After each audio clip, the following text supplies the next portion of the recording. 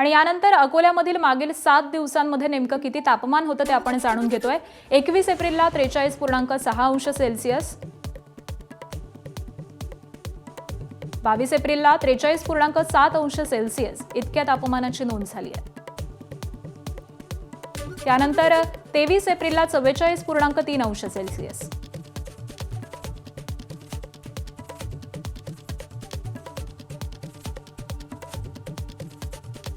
आणि विदर्भामधील कालचं जिल्हानिहाय तापमान जाणून घेऊयात। अकोल्यामध्ये काल 46.3 अंश सेल्सिअस तापमानाची नोंद झाली आहे।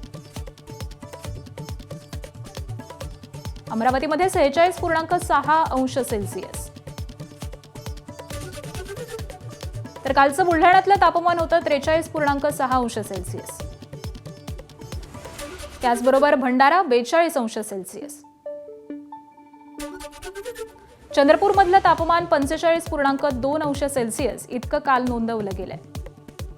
पुढे गडचिरोलीतलं तापमान 43.2 अंश सेल्सिअस होतं। गोंदियामध्ये 41 अंश सेल्सिअस तापमानाची नोंद झाली आहे आणि नागपूरमध्ये 45 अंश सेल्सिअस इतकं तापमान हे नोंदवलं गेलंय। तर अशा पद्धतीनं विदर्भामधील या जिल्ह्यांचं हे कालचं तापमान नोंदवण्यात आलंय।